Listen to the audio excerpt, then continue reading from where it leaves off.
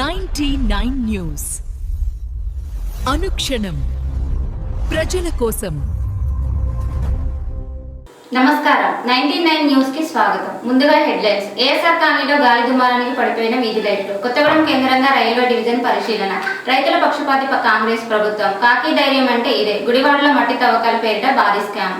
భద్రాచలం తెలంగాణ రాష్ట్ర అటవీ పర్యావరణ మరియు దేవాదాయ శాఖ మంత్రి కొండా సురేఖ జై శ్రీరామ్ అంటే పైసలు రావుతాయా అంటూ చేసిన వ్యాఖ్యలు కోట్లాది హిందువుల విశ్వాసాలను కించపరిచేలా ఉన్నాయని బీజేపీ జిల్లా అధ్యక్షుడు బైరెడ్డి ప్రభాకర్ రెడ్డి తీవ్రంగా ఖండించారు. జై శ్రీరామ్ అనేది కేవలం నినాదం కాదని, భారతీయ సంస్కృతి, సనాతన ధర్మం, దేశభక్తికి ప్రతిగా అని పేర్కొన్నారు. దేవాదాయ శాఖ మంత్రిగా ఉంటూ శ్రీరాముని నామాన్ని అవమానించేలా మాట్లాడడం ఆమె అహంకారానికి నిదర్శనమని విమర్శించారు. తెలంగాణ అభివృద్ధికి కేంద్రంలోనే బీజేపీ ప్రభుత్వం జాతీయ రహదారులు, గిరిజన సంక్షేమ పథకాలు, ఆయుష్మాన్ భారత్, జల జీవన్ మిషన్, రామగుండం ఎరువుల కర్మాగారం పునరుద్ధరణ వంటి అనేక అభివృద్ధి కార్యక్రమాలు అమలు చేస్తుంటే వాటిని గుర్తించకుండా హిందూ విశ్వాసాలపై వ్యంగ్య వ్యాఖ్యలు చేయడం కాంగ్రెస్ పార్టీ అసలు మనస్తత్వాన్ని బయటపెడుతుందన్నారు. పదే పదే పార్టీలు మారుతూ రాజకీయ లాభాల కోసం మాట్లాడే నేతలు ప్రజల ఆధ్యాత్మిక భావోద్వేగాలతో ఆటలాడడం మానుకోవాలని హెచ్చరించారు. హిందూ దేవతల నినాదాలపై వ్యాఖ్యలు చేయడం కాంగ్రెస్ నాయకులకు అలవాటైందని, ప్రజలు అన్నింటినీ గమనిస్తున్నారని అన్నారు. కొండా సురేఖ వెంటనే హిందూ సమాజానికి బహిరంగ క్షమాపణ చెప్పాలని, లేదంటే రాష్ట్ర వ్యాప్తంగా బీజేపీ ఆధ్వర్యంలో పెద్ద ఎత్తున ఆందోళన చేపడతామని హెచ్చరించారు. అలాగే రేవంత్ రెడ్డి ప్రభుత్వం ఆమెను వెంటనే దేవాదాయ శాఖ మంత్రి పదవి నుంచి తొలగించాలని డిమాండ్ చేశారు. ఈ కార్యక్రమంలో బీజేపీ నాయకులు పుంజ ధర్మారావు, చుక్కపల్లి బాలాజీ తదితరులు పాల్గొన్నారు. భద్రాద్రి కొత్తగూడెం జిల్లా భద్రాచలం గ్రామ పంచాయతీ పాలక మండలి ఎన్నికల ముందు ఇచ్చిన హామీలు గెలిచిన తర్వాత ఏమైందని కాలనీల ప్రజలు ప్రశ్నిస్తున్నారు. నమ్మకంతో ఓట్లు వేసి గెలిపిస్తే అభివృద్ధి ఎక్కడ సమస్య అక్కడే ఉండిపోయింది. డ్రైనేజీలు శుభ్రం చేయించక కంపు, దుర్వాసన వెదజల్లుతుంది. వీధి లైట్ల సమస్యలు పట్టించుకునే వారు లేరు. ఏఎస్ఆర్ కాలనీ 18వ వార్డు మెంబర్ గెలిపించిన రాజకుమారి, ఆ మహిళ అడ్రస్సే లేదు. గత 10 రోజుల నుండి 18వ వార్డు వీధి లైట్లు వెలగడం లేదు. గాలి దుమారానికి కొన్ని లైట్లు ఊడి పడిపోయినాయి. డ్రైనేజీలు తీయించకపోవడంతో దోమలు వ్యాప్తి చెంది ప్రజలు రోగాలు పాలవుతున్నారు. ఇదైనా గ్రామ పంచాయతీ పాలక మండలి చేసే అభివృద్ధి అని ప్రజలు ప్రశ్నిస్తున్నారు. ఇకనైనా గ్రామ పంచాయతీ అధికారులు చర్యలు చేపట్టాలని కాలనీ వాసులు కోరుతున్నారు. భద్రాచలం రోడ్డు కొత్తగూడెం కేంద్రంగా కొత్త రైల్వే డివిజన్ ఏర్పాటు చేసే అంశం కేంద్ర ప్రభుత్వం పరిశీలన ఉందని రైల్వే మంత్రి అశ్విన్ వైష్ణవ్ తెలిపారు. ఈ మేరకు బీఆర్ఎస్ పార్లమెంటరీ పార్టీ ఉపనేత, రాజ్యసభ ఎంపీ వద్దిరాజు రవిచంద్రకు రాసిన లేఖలో రైల్వే డివిజన్ అంశాన్ని పరిశీలిస్తున్నట్లు ఆయన పేర్కొన్నారు. Bhadrachalam road Kothagudem railway station ఏర్పడి 100 ఏళ్లుగా చేరువవుతున్న సందర్భంగా దాని చారిత్రక నేపథ్యాన్ని వివరిస్తూ కొత్తగూడెం కేంద్రంగా రైల్వే డివిజన్ ఏర్పాటు చేయాలని పార్లమెంటు బడ్జెట్ సమావేశాల సందర్భంగా రైల్వే మంత్రి అశ్విన్ వైష్ణవ్కు ఎంపీ రవిచంద్ర వినతి పత్రం అందజేశారు.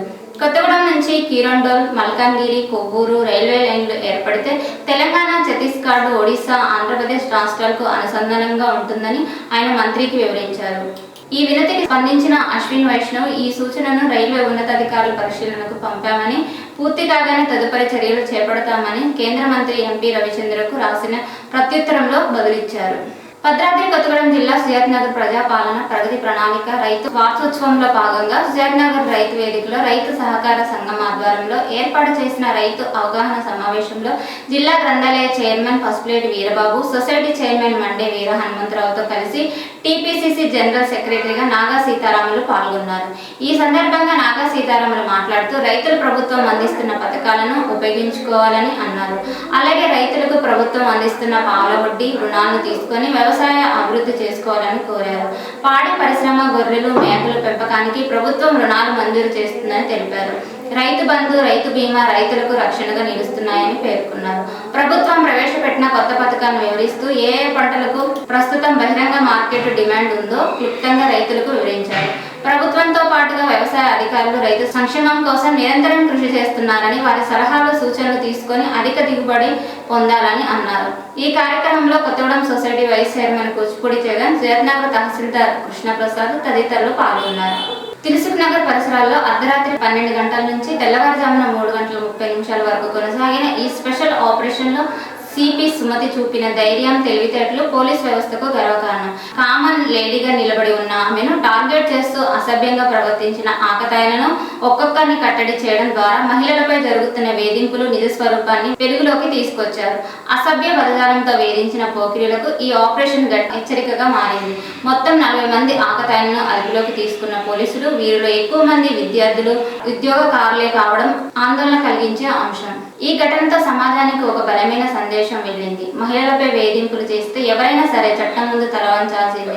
సిపి సుమతి తీసుకున్న ఈ ధైర్యం నిర్ణయం మహిళ భద్రతకు ఒక కొత్త దిశ చూపించింది. కాకి యూనిఫామ్ ధరించిన నిజమైన సింగం అంటే ఇదే అని అందరూ ప్రశంసిస్తున్నారు. ఇలాంటి అధికారులు ఉన్నత వరకు మహిళలకు భయం అవసరం లేదు అనే నమ్మకం మరింత బలపడింది. ఆంధ్రప్రదేశ్ రాష్ట్ర విద్య మరియు ఐటీ శాఖల మంత్రివర్యులు తెలుగుదేశం పార్టీ కార్యనిర్వాహక అధ్యక్షులుగా బాధ్యతలు స్వీకరించిన సందర్భంగా తెదేపా జాతీయ ఉపాధ్యక్షులు వైవీబీ రాజేంద్ర ప్రసాద్ ఆధ్వర్యంలో పంచాయతీరాజ్ మరియు ఉయ్యూరు టీడీపీ నాయకులు ఊడవల్లిలోని నివాస గృహంలో మర్యాదపూర్వకంగా కలుసుకొని శుభాకాంక్షలు తెలియజేశారు. నారా లోకేష్ మాట్లాడుతూ పార్టీ పటిష్టత కోసం కృషి చేయాలని, రాబోయే స్థానిక సంస్థల ఎన్నికల్లో పార్టీ గెలిపే లక్ష్యంగా పనిచేయాలని సూచించారు. అలాగే రాజేంద్ర ప్రసాద్ మాట్లాడుతూ నారా లోకేష్ కి చంద్రబాబు ఏ బాధ్యతలు అప్పచెప్పినా సమర్థవంతంగా పనిచేసే తాను నిరూపించుకున్నారని, పార్టీ కార్యనిర్వాహక అధ్యక్షులుగా లోకేష్ నాయకత్వంలో తెలుగుదేశం పార్టీ తిరుగులేని స్థాయిలో బలోపేతం అవుతుందని అన్నారు. ఈ కార్యక్రమంలో పంచాయతీ రాజ్ ఛాంబర్ నాయకులు వానపల్లి లక్ష్మి, వానపల్లి ముత్యాలు తదితర నాయకులు పాల్గొన్నారు. గుడివాడ ఇది కేవలం మట్టి తవ్వకాలేనా లేక కోట్లలో తిరిగే మాఫియా ఆటనా? గ్రామంలో భూములు తవ్వేస్తున్నారు, ప్రజల ఆస్తి, ప్రభుత్వ భూములు ఖాళీ చేస్తున్నారు. కానీ డబ్బు ఎవరి జేబులో పడుతుంది? ఈ తవ్వకాలకు అనుమతి ఉందా లేక అధికారుల మౌనమే గ్రీన్ సిగ్నల్ అయిందా? మా దగ్గర ఉన్న ఆధారాలు ఒక్కొక్కటిగా బయటకు వస్తే షాక్ అవుతారు. కొద్ది రోజుల పూర్తి వివరాలతో ఎక్స్పోజ్ చేస్తాం. అప్పుడు అసలు మట్టి ఎవరి చేతిలో ఉందో తెలుస్తుంది. ఇది పెద్ద దోపిడిని ఇంకా ఎంతకాలం చూస్తూ ఉంటాం? ప్రజలే ఇప్పుడు నిలదీయాలి. రాజుపాలెం వంగవీటి రాధారంగ, మిత్రమండలి Rayalaseema zonal convener Balam Subbarayudu, Rayalaseema zonal secretary Nakka Sunil చంద్రల ఆదేశాల మేరకు కడప జిల్లా వ్యాప్తంగా విస్తృత సమావేశ నిర్వహణలో భాగంగా పొద్దుటూరు నియోజకవర్గం ఇన్ఛార్జ్ గుండాల నాగేంద్ర అధ్యక్షత తన రాజుపాలెం మండలంలో గ్రామ ప్రజల సమక్షంలో వంగవీటి రాధారంగ మిత్రమండలి ముఖ్య ఉద్దేశాలను మరియు పలు అంశాలపై ప్రజలకు అవగాహన కల్పించిన రాజుపాలెం మండలం ఇన్ఛార్జ్ పి శివనాగరాజు. అనంతరం ఆయన మాట్లాడుతూ వంగవీటి రాధా రంగమిత్ర మండలిని పంచాయతీలలో మరింత బలోపేతం చేసేందుకు కృషి చేస్తున్నట్లు ఆయన వెల్లడించారు. కొమరంభీం ఆసిఫాబాద్ జిల్లా దెహంగా మండలం కేంద్రంలో తెలంగాణ ఉద్యమకారుల వేదిక ఆధ్వర్యంలో ఘనంగా సమావేశం నిర్వహించారు. ఈ సభను ఉద్యమకారుల వైస్ ప్రెసిడెంట్ శంకర్ గౌడ్ ఆధ్వర్యంలో ప్రారంభించారు. ఈ కార్యక్రమానికి పుల్లం నారాయణ మరియు నగేష్ ముఖ్య సహకారం అందించారు. ఈ సందర్భంగా మాట్లాడిన నాయకులు తెలంగాణ రాష్ట్ర సాధనలో కీలక పాత్ర పోషించిన ఉద్యమకారుల సమస్యలను పరిష్కరించేందుకు తాము కట్టుబడి ఉన్నామని తెలిపారు. ఉద్యమంలో పాల్గొన్న ప్రతి కార్యకర్తకు న్యాయం జరగాలని, వారికి అవసరమైన గుర్తింపు, సదుపాయాలు కల్పించేందుకు సమిష్టంగా పోరాటం కొనసాగిస్తామని స్పష్టం చేశారు. ఈ కార్యక్రమంలో రాష్ట్ర ఉపాధ్యక్షులు పుల్లం నారాయణ, రాష్ట్ర మహిళా ఉపాధ్యక్షురాలు శాంత లక్ష్మి తదితరులు పాల్గొన్నారు.